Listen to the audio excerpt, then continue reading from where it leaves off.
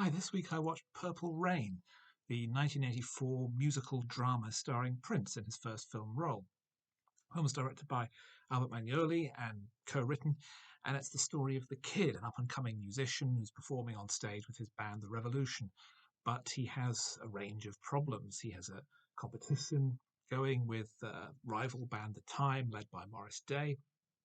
He has issues at home with his violent and abusive father, assaulting his mother, and also issues in his love life as he takes a liking to upcoming singer Apollonia and seeks to take her under his wing, but also finds that his feelings about women are mirroring those of his own father.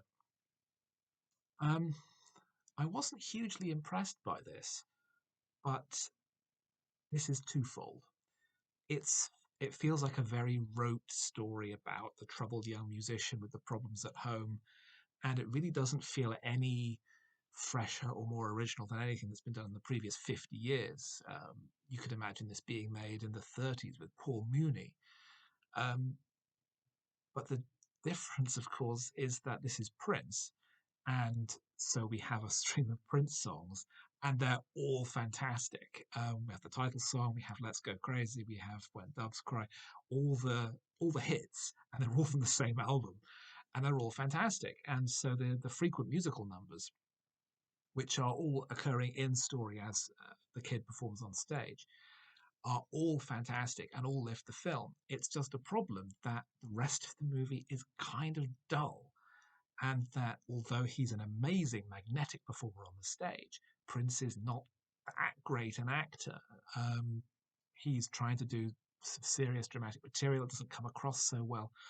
And there is unfortunately a rather unpleasant skein of sexism in the movie, not just in how the kid's father is a violent and abusive wife beater, and how that's kind of being passed from father to son.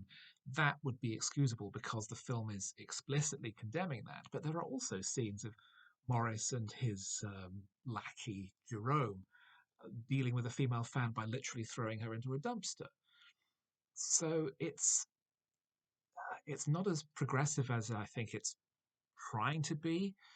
It's not as original as it might think it is.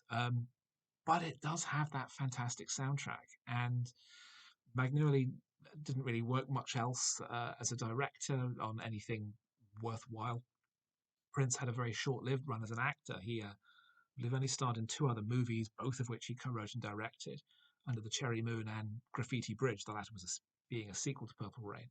And then years later, appeared in a guest star role a few years before his death in New Girl, where he's playing himself in a special one-off episode of the show, which is very entertaining because he sends up his image pretty well and is actually a very droll and entertaining comedy performer. I think by that stage he had a better idea of how he wanted to portray himself on screen. Here it's very much a throwback, and the result is, music aside, very disappointing.